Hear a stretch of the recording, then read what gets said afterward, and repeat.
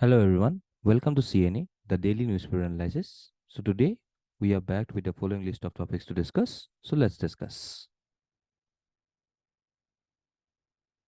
The first topic says about the MZ Narega, that is the Mahatma Gandhi National Rural Employment Guarantee Act's efficacy.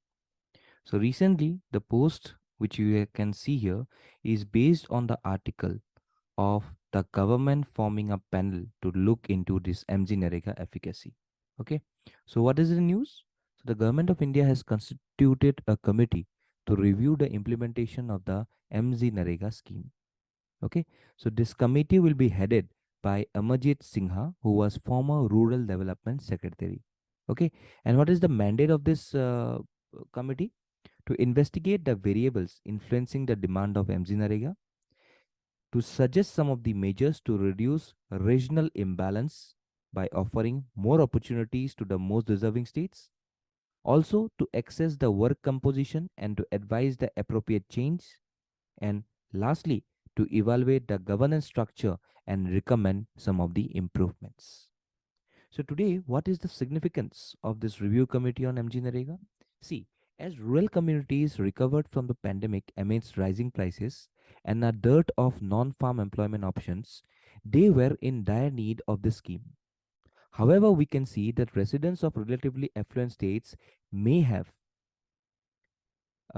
fared better in securing work under this anti-poverty job program. Okay, so for example, the spending of states such as Bihar and Orissa under this scheme lags those of states such as Tamil Nadu and Rajasthan, which have higher per capita income.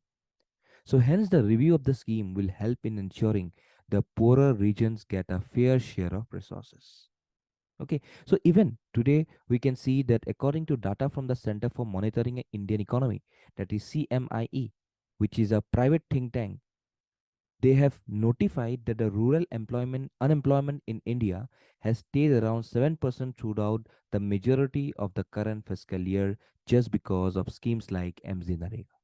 Okay तो इसी के लिए यहाँ पे review करने के लिए यहाँ पे एक पैनल सेटअप किया गया है so very important the panel is headed by Amarjeet Sinha who was the former rural development secretary ठीक है तो ये था about the news we can see about the government forming a panel to look into this MG Narega efficacy.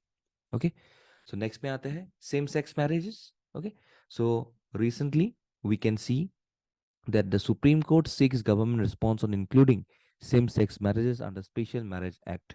Okay, so the Supreme Court has issued the notification to the center and the Attorney General for India on this plea by two gay couples, okay, seeking recognition of same-sex marriages. Okay, so you can see the petitioners being Supriya Chakrabarti and Abhay Dang, okay, who have filed a petition of considering their marriages under the Special Marriage Act.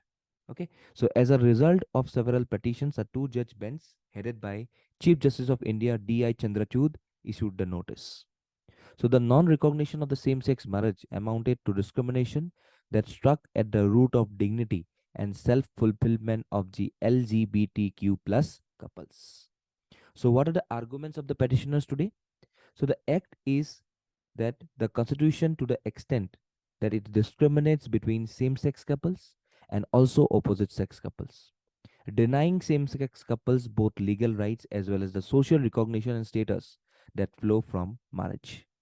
So the Special Marriage Act of 1954 ought to apply to a marriage between any two persons regarding of their gender identity and sexual orientation. So if not, the act in its present form should be declared violative of the fundamental rights to a dignified life and equality. As today we have seen that it does not provide for solemnization of marriages between same-sex couples. So this act should grant same-sex couple the same protection as it allows intercaste and interfaith couples who wants to marry. So there has been an insufficient progress by simply decriminalizing homosexuality.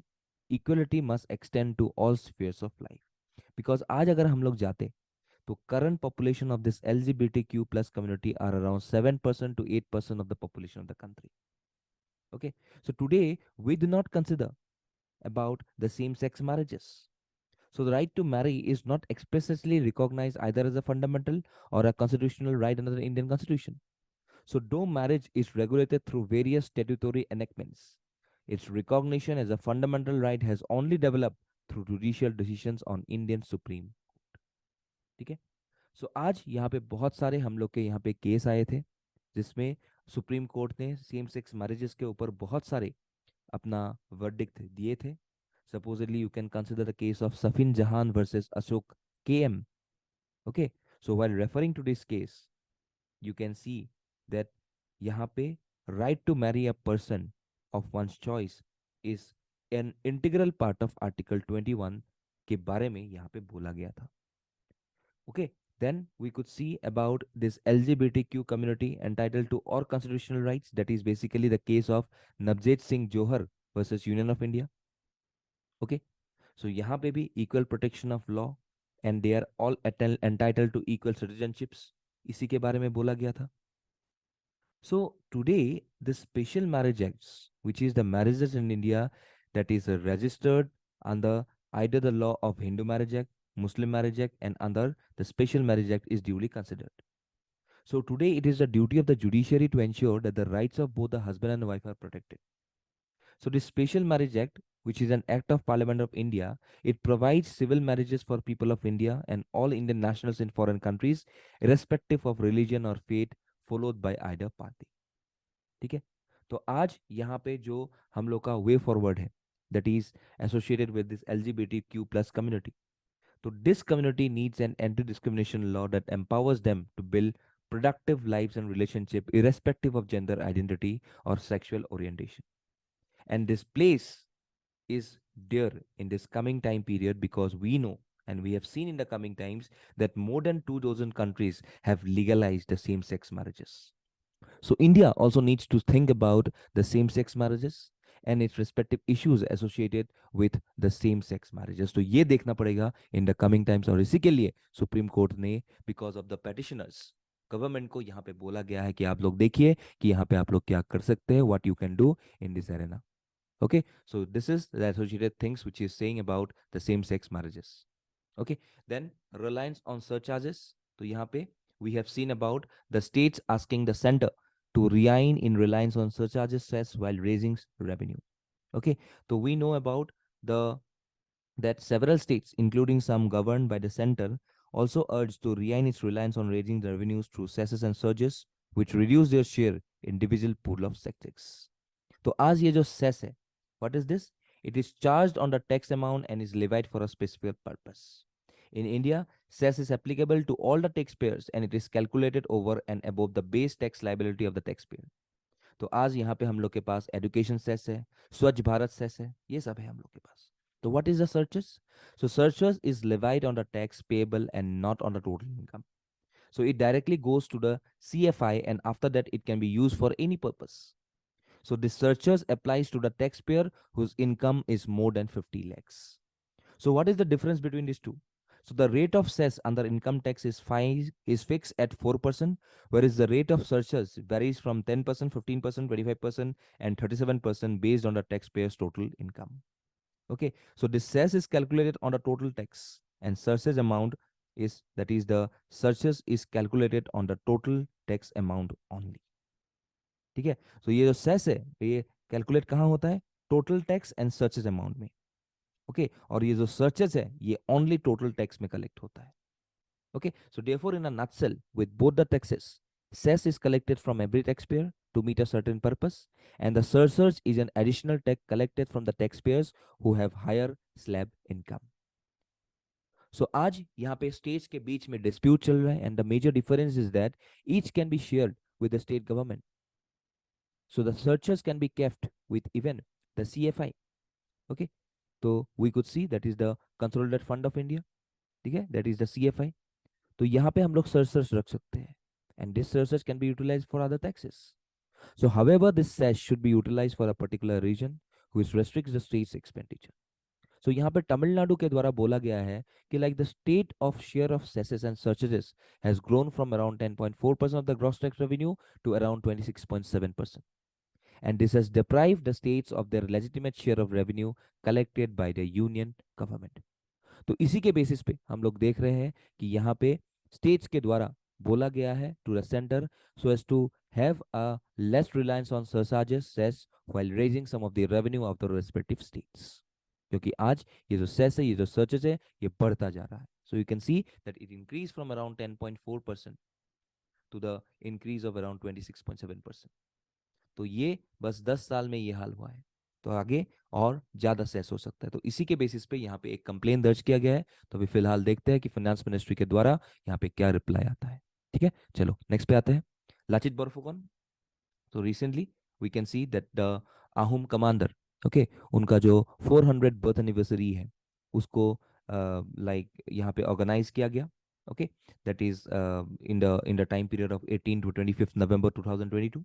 Okay, and our program was directly held in New Delhi, where Prime Minister Narendra Modi, we can see Home Minister, Finance Minister, everyone came for the respective launch. Okay, so we can see that this Lachit Borfukon, who was born around in 24th November 1622, okay, to Kunti Moran and Mumai Tamuli Borborua, who was commander in chief of the Ahom army. So this Lachit Borfukon was a great general of the Ahom kingdom whose army was successful in resisting the imperial expansion of the Mughal Empire in the late 1600s. So he was a great son of Assam who saved his motherland from an alien force and restored the dignity of the kingdom. So therefore today we can see his birthday, that is 24th November, is celebrated as Lachit Divas statewide in Assam to commemorate the heroism of this Lachit Pukan and victory of this Assam's army at the Battle of Saraighat. Even we can see that the best cadet from National Defense Academy is awarded the Lachit Borfukon Gold Medal. Okay, तो इसी के basis पे हम लोग देखे गए हैं कि लाइक यहाँ पे एक ऑर्गेनाइज किया गया so as to commemorate the 400 birth anniversary of this man, okay, who have saved the land of Assam from the influence of the Mughals. Okay, जो मुगल्स को मार के भगाए थे यहाँ से. सो देयरफॉर यहाँ पे अप्रिशिएट किया गया. Okay, even prime minister Narendra Modi के द्वारा भी. और यहाँ पे हम लोग की तरफ से एक डिमांड भी रखा गया था even from the chief minister of Assam कि लाचित बोरफुकन का जो गाथा है वो गाथा सब स्टेट या सब सेंट्रल सब्जेक्ट्स में, सेंट्रल हिस्ट्री बुक्स में इसको इंक्लूड किया जाए. तो अभी देखते हैं इन द कमिंग टाइम्स कितना हम लोग सक्सेस कर पाते हैं. ठीक है, चलो नेक्स्ट पे आते हैं. UK work visas by Indians. तो यहाँ पे इंडियंस के द्वारा direct biggest share of UK work visas यहाँ पे रिपोर्ट किया गया है. तो यहाँ पे थोड़ा नंबर्स दिया गया है कि how this Indian national relieves the largest number of 39% of the total worker visas. Okay, and out of this total UK worker visas India receive around 56,042.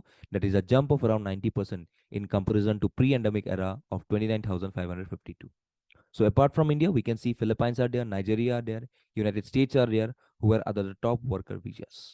Okay, so ये जो sharp rise in the demand of UK worker visas is being explained by the post-pandemic recovery, which has settled in most of the major economies of the world. So today, Indians also featured in top 3 nationalities that were granted skilled worker visa from the United Kingdom. ठीक है, तो ये हम लोग देख रहे हैं कि कितना हम लोग के यहाँ से बहुत ज़्यादा स्किल्ड वर्कर्स, बहुत ज़्यादा वर्कर्स माइग्रेट कर रहे हैं. And in association with this migration of the student, of this migration of the workers, we have also seen that many number of students are also going to these countries for its study purpose. तो इसी के लिए ये report आ गया था कि UK work visa by Indians are of highest share. Okay, तो ये एक छोटा सा न्यूज था, please do remember. Okay, next पे आते हैं. Lastly, the constitution of India deserves better. So we have seen that in the recent times, that is this article which explains the basic facts about the evolution and present working constitutions of the Constitution of India. So we know that our Constitution was adopted by the Constitutional Assembly on 26 November 1949. Okay, for we the people of India. Okay, so how this Constitutional Assembly drafted the Indian Constitution? See, constitutional making itself is a relatively unexceptional endeavor. According to the study, on average, the constitution making process took around 16 months.